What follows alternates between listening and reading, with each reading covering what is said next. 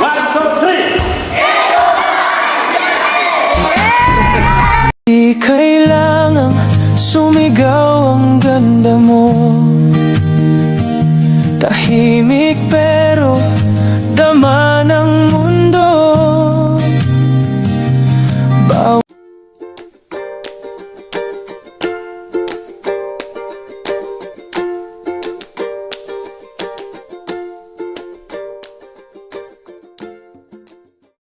Ayun, good morning, good afternoon, good evening sa lahat. Welcome to my YouTube channel, Roselski TV. Guys, andito tayo para mag-reaction sa live ni Kuya Red Zane. Dahil dito ay nagbulong siya. May ibinulong siya sa mga viewers. Pero bago po ang lahat, pakisuportahan po muna ang ama ng Kalingap, Kuya Val Santos Matubang, Ate Edna Vlogs at Kalingap Rob. Ayun na nga guys, dito sa live ni Kuya Red Zane ay meron siyang ibinulong Ito daw ay ikwento sa kanya ni Kalingap Edo. Nung tanongin niya kung kailan ba talaga naging official itong si Lady Biancy at si Kalingap Edo. Dahil na rin sa mga makukulit na viewers yung tanong ng tanong, kaya siguro itong si Kuya Red Zane ay talagang tinanong na itong si Kalingap Edo. Ito po, panoorin po natin. Guys, alam mo, may bago akong bulong ngayon. Anong gusto nyong malaman sa bulong ngayon, guys? Ay, marami akong bulong ngayon, guys. Binulong na ni Ed sa akin yung mga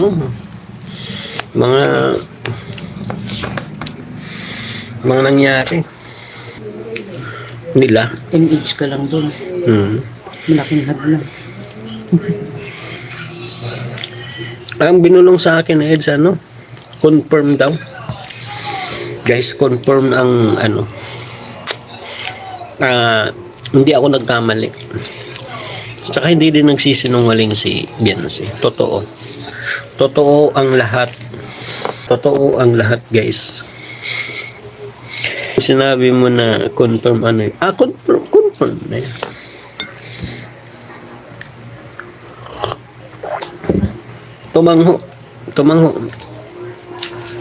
Tumango naman si Eds. Sila po. Kahit balik-balik natin ang mundo, may mga issue man yan na dumating. Edsi pa rin tayo. Edsi pa rin ang magwawagi. Guys, ito na. Sabihin ko na ang totoo. Yung sinabi ni Eds nung nagpiding kami. Ang binulong sa akin noon alam mo guys, ang binulong sa akin ni Eds nung nagpapiding kami. 'Di ba? Ang usapan doon confirm naman talaga. Ito paulit-ulit na nating actually unang unang bulong ko nung nakaraan aminado naman si Biancy na mismo ang umamin. Tsaka si Edo naman sinugundahan niya na totoo naman talaga na naging sila. Naging sila talaga noon pa. 'Di ba? Ang problema, ito may twist kasi diyan, guys. Naging sila talaga noon nung time na 'di ba, yung nasa masalong-salong pa. May twist kasi yan, guys. Naghiwalay sila nung bago lumipat ng ito lang hindi ko sinabing totoo or ito, pero hindi naman kasi nila inamin. Naghiwalay sila, guys.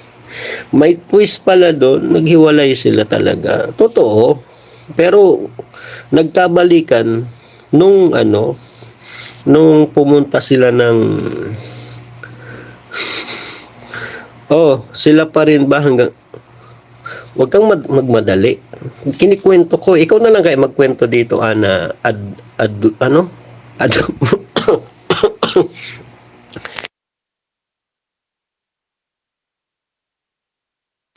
Palitan mo na kaya ako magkwento dito. Parang totoo yun, guys. Totoo. Noon pa. Pero kasi may twist ito. Nagkahiwalay sila nung kasagsagan ni naalala mo yun si nakinig si Kulasa dito sa tabi ko. Naalala niyo yun si issue kay kay sino ba yan? Tilapia ba yun? Bangus, sorry. Naalala niyo yung guys, yung issue kay tilapia, kay bangus, sorry. Bangus, yun, kay bangus. Matagal na kasi yun. Actually, totoo talaga na umamin na si Ed sa akin na matagal na daw talaga naging sila. Pero may kwento siya sa akin na hindi kwento ni Biancy. May twist pala yun. Ito, paaminin ko guys. Yung Joyce kasi o yung bangus na kung tawagin, parang sumama talaga ang loob ni doon.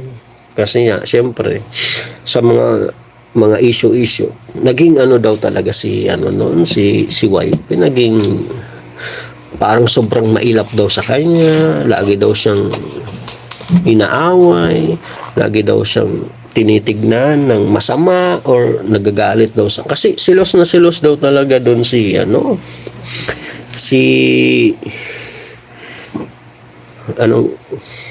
pangalan natin nung kay silos na silos daw talaga doon si wifey. Grabe daw ang kanyang pagsusuyo doon. Isipin nyo yun guys, ang ginagawa niya daw 3 times a week or 4 times a week. Nangihingi daw siya ng anong tawag doon? Gumagawa daw siya ng paraan para magkaayos silang dalawa. Grabe daw ang pinagdaanan niya doon guys, para masuyo ulit ang kanyang minamahal. Sabi ko, bakit mo kasi ginagawa yung ganyan? Sabi niya, kuya, wala akong ginagawang masama. Alam mo naman yan, wala ako.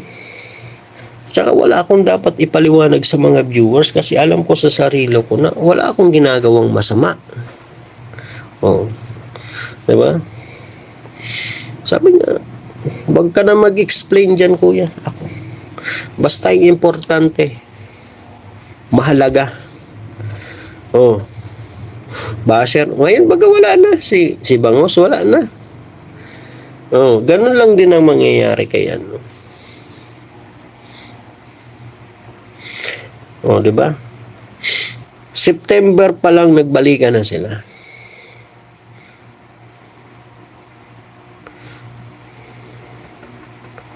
September pa lang, papasok pa lang ang buwan ng September, nagbabalikan na. Sabi niya, kuya, nagbunga ang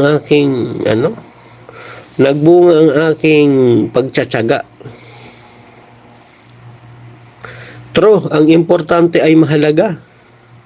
Yun ang bagang sinasabi ko sa inyo, guys. Huwag niyong husgahan agad. Huwag niyong husgahan agad si Eds na hindi siya gumagawa ng paraan. Lahat ng paraan ginagawa niya, magkabati lang sila. Yun ang kwento niya sa akin.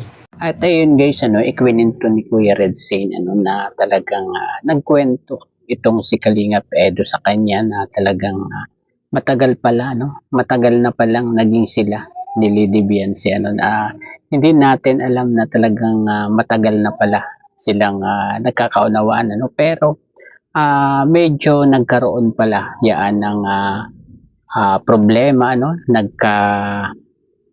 kung baga ay naglaylo muna sila, parang tampuhan, ganun siguro, kaya nagkalabuan na dati itong dalawang ito. Pero itong si Kalingap Edo pala ay talagang tsinaga niya na sinuyo niya itong si Lady Biancy para paniwala niya na talagang totoo balak sa kanya nitong si Kalingap Edo, ano yung kanyang layunin, ano, na talagang totoong mahal niya itong si Lady Biancy at wala siyang ibang minahal kundi itong si Lady Biancy. At yung mga issue na yan ay talagang hindi totoo, ano. At yun ay pinatunayan ni Kalingap Edo kay Biancy hanggang sa nagkabalikan din naman pala kakaagad itong dalawang ito, ano. September daw nagkabalikan din kakaagad itong si Lady Biancy at si Kalingap Edo. Grabe guys, ano.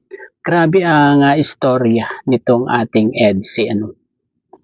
At ayun nga, sabi nga ni Kuya Redsin dito, huwag mag-isip yung iba na walang ginagawa itong si Kalingap Edo, ano. Hindi nag-i-effort daw si Kalingap Edo. Merong nagsasabing ganyan, no? Pero mali po pala kayo, ano guys. Talagang sobrang effort nitong si Kalingap Edo ang ginawa, ano, para masuyo o para magkabalikan silang dalawa ni Lady Biancy. Grabe guys, ano? Grabe. Parang pang teleserye talaga ang pag-iibigan, ano, nitong si Kalingap Edo at si Biancy, ano. According to kwento ni Kuya Redsin, ano, na ikwento naman sa kanya ni Kalingap Edo. Ano guys, grabe. At ito pa guys, ano, yung di ba nagkaroon ng issue, ano, yung pagkakasabi ni Kuya JP na parang sumang-ayon si Kuya JP dun sa parang ang tawag dito, parang sinakyan lang ni Kuya JP itong si Alfred D. Ano na, oo, sabi ni Kuya JP, oo, hiwalay na ang EDSI, sabi niya gano'n, di ba? Hiwalay na ang EDSI, sabi gano'n, di ba? Kaya ito naman yung payo, ano, ni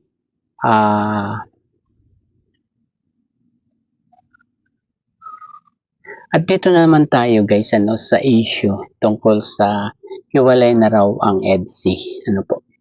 At dito ay may sinabi si Kuya Redsin, ano guys, parang pinayuhan niya, ano, parang pinaliwanagan niya yung mga viewers na naniniwala o malapit nang maniwala na wala na talaga ang EDSI. Ito po, panoorin po natin. EDSI is my favorite but I heard na wala na daw. Ay, hindi po ito. At Tita Angie. Tita Angie, hindi. Hindi totoo yan. Magiging totoo yan, Tita Angie, kung si Eds at Biancy mismo ang magsasalita. Hanggat kami, si Doc, Sir Olives, Jelumags, ang nagsasalita dito, huwag kayong maniniwala. Ang paniwalaan nyo, si Edo, si Biancy, si Kalingap Prab. Hanggat yung tatlo na yan ay hindi pa nagsasalita or walang sinasabi,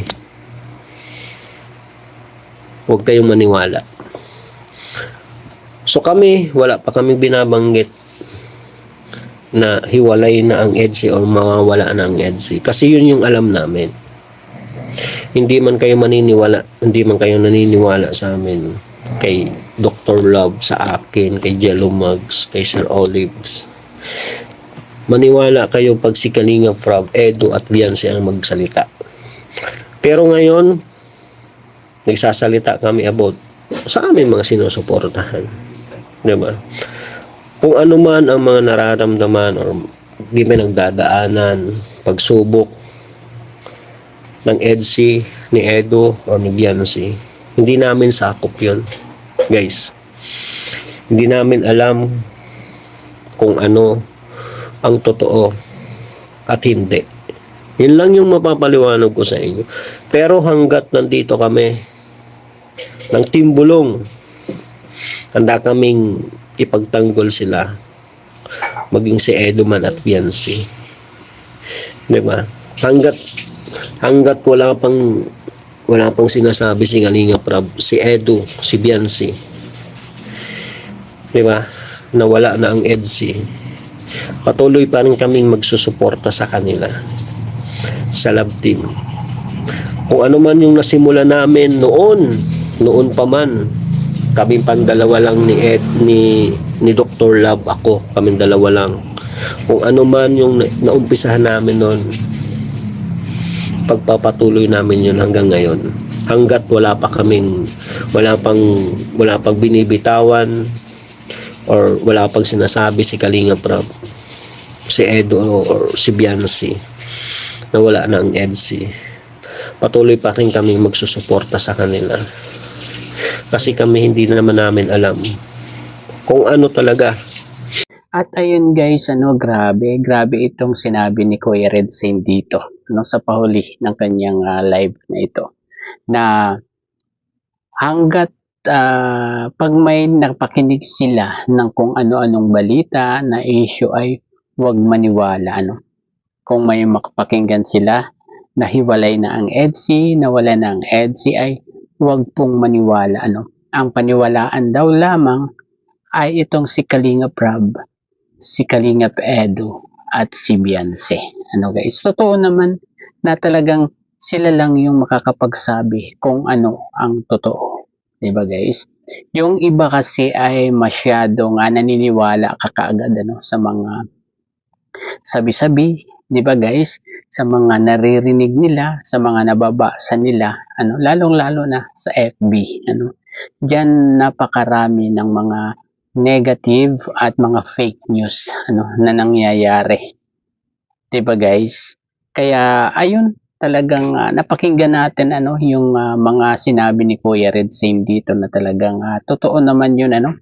Hanggat na nandyan sila ay hindi mawawala ang EDSI, guys.